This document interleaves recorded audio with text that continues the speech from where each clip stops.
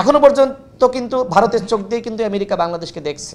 যখন ধানমন্ডি ৩২-এ এবং সারা দেশে আওয়ামী লীগের বাড়িঘরে হামলা চালানো হলো, তখন কিন্তু আমি বক্তব্য দিয়েছিলাম, আমাদের সভাপতি নুরুল হক নূর বক্তব্য দিয়েছিল। অনেকে আমাদের গালিগালাজ করছিল আওয়ামী লীগের দালাল। একমাত্র অপরাধী যারা গণহত্যা চালিয়েছে, ছাত্র জনতার উপর হামলা চালিয়েছে, উপজেলায় বলেন, ওয়ার্ডে বলেন, পাড়ায় বলেন, মহল্লায় বলেন, আর সেন্ট্রালে বলেন, তাদেরকে লিস্ট করে করে ধরতে হবে।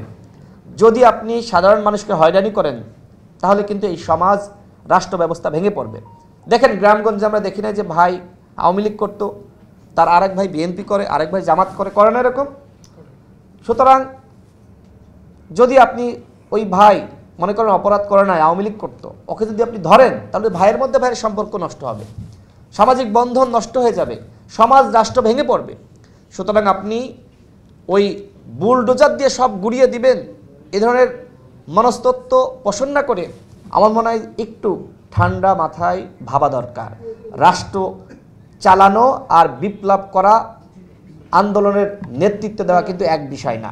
দেখেন আমাদের ট্রাম্প এবং মোদি সাহেবের বৈঠক হয়েছে, এটাকে অনেকে খুব ছোটোভাবে দেখছে। মোদির বক্তব্য খুব গুরুত্বপূর্ণ এবং ট্রাম্পের বক্তব্য গুরুত্বপূর্ণ। বাংলাদেশ ইস্যুতে আপনার ট্রাম্প সাহেব উত্তর দিতে কাকে বলেছেন? মোদিকে। এখন এইটা অনেকে ঠাট্টা করতেছে, এটাকে আমি ছোটোভাবে দেখছি না, এটার গুরুত্ব আছে।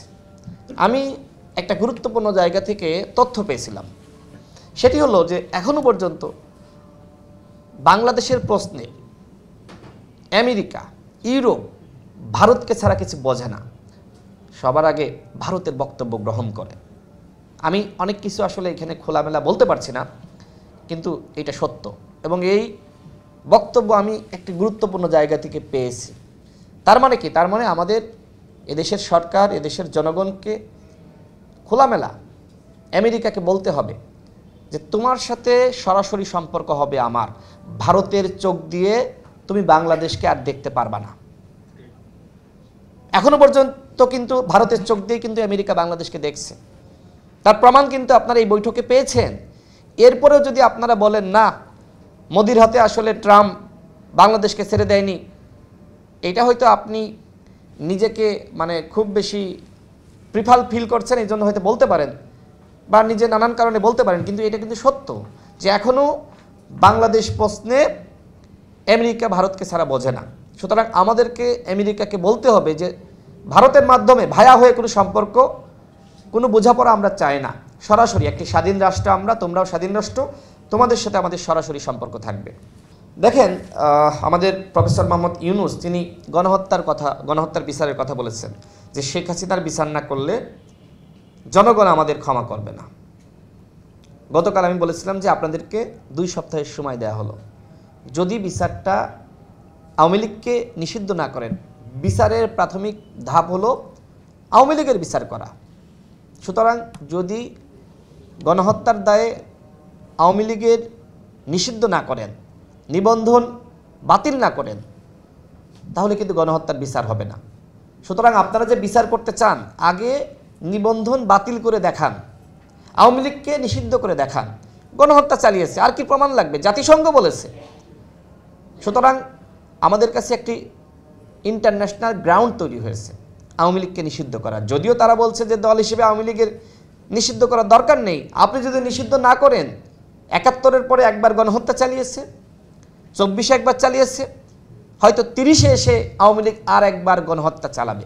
সুতরাং আওয়ামী লীগকে অবশ্যই ভ্যানিশ করতে হবে। আপনি সংস্কার করতে চান, ভালো কথা। ১৪, ১৮, ২৪ সালের ইলেকশন যে সকল ডিসি, এসপিরা, নির্বাচনী কর্মকর্তারা করল, তাদেরকে বাদ দিয়েছেন, শাস্তির আওতায় এনেছেন। এদের সংস্কার না করে আপনি বলছেন রাজনৈতিক দলগুলোর সংস্কার। আগে আপনার পাশে, আপনার সাথে, আপনার সরকারে যারা রয়েছে এদেরকে সংস্কার করেন, এদেরকে সরান, তাহলেই না বুঝবো যে আপনারা একটি ফেয়ার ইলেকশন করতে চান। এরা গোকরা সাপ, এদেরকে যদি সাথে রেখে ইলেকশন করতে চান, আগামী নির্বাচনে এরা ছবল মারবে। সুতরাং এদেরকে আগে সরাতে হবে। দেখেন যখন ধানমন্ডি ৩২-এ এবং সারা দেশে আওয়ামী লীগের বাড়িঘরে হামলা চালানো হলো, তখন কিন্তু আমি বক্তব্য দিয়েছিলাম, আমাদের সভাপতি নুরুল হক নূর বক্তব্য দিয়েছিল, অনেকে আমাদের গালিগালাজ করছিল আওয়ামী লীগের দালাল। এরপরে উপদেষ্টা মাহফুজ থেকে শুরু করে সরকারের পক্ষ থেকে বলা হলো থামুন থামুন, এই সরকার কি তাহলে আওয়ামী লীগের দালাল? এই যে আপনারা ধানমন্ডি 32 বুলডোজার দিয়ে উড়িয়ে দিলেন, আওয়ামী লীগের বাড়িঘর উড়িয়ে দিলেন, এর মাধ্যমে আপনাদেরকে কি প্রমাণ করলেন? অ্যানার্কিস্ট।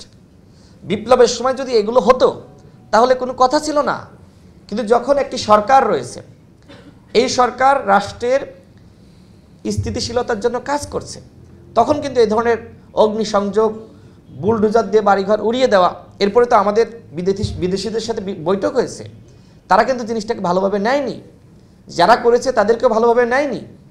আপনারা মিটিং করেন, বৈঠক করেন, দেখবেন তারা কি বলে। এর মাধ্যমে বিদেশি বিনিয়োগ কিন্তু বন্ধ হয়ে যাচ্ছে, এর মাধ্যমে বিদেশিদের কাছে আতঙ্ক ছড়িয়ে পড়ছে। যে কোনো কাজে, রাষ্ট্রীয় কাজে বলেন বা অন্য কাজে বলেন, তারা কিন্তু বাংলাদেশে আসতে চাইবে না, নেগেটিভ মার্ক হবে যে বাংলাদেশ এখনো পর্যন্ত বিপ্লব, প্রতিবিপ্লব এগুলো চলছে। সুতরাং এই দিকে আমাদের আসলে লক্ষ্য দেওয়া দরকার। আপনি আওয়ামী হাইকমান্ডকে আপনি গ্রেপ্তার করতে পারেননি, আপনি অপারেশন ডেভিল হান্ট ঘোষণা করেছেন, কিন্তু শেখ পরিবারের কাউকে ধরতে পারছেন না। আপনি গ্রামগঞ্জ, পাড়া মহল্লা থেকে আপনি আওয়ামী লীগের লুঙ্গি পরার সমর্থক, যারা লেখাপড়া জানে না, যারা এই গণহত্যার সাথে জড়িত না, আপনি তাদেরকে ধরছেন। এর মাধ্যমে এই সমাজ, রাষ্ট্র ব্যবস্থা ভেঙে পড়ছে। আমাকে অনেকে ফোন দিয়ে বলে যে ভাই, এই ছেলেটি 2014 সালে 1 বছর ছাত্রলীগ করেছিল, এরপরে সে ব্যবসা করে, কাজ করে, তাকে এখন মামলায় ফাঁসিয়ে দেওয়া হচ্ছে, গ্রেপ্তার করা হচ্ছে। নিরীহ আওয়ামী লীগকে, সাধারণ আওয়ামী লীগের কর্মীকে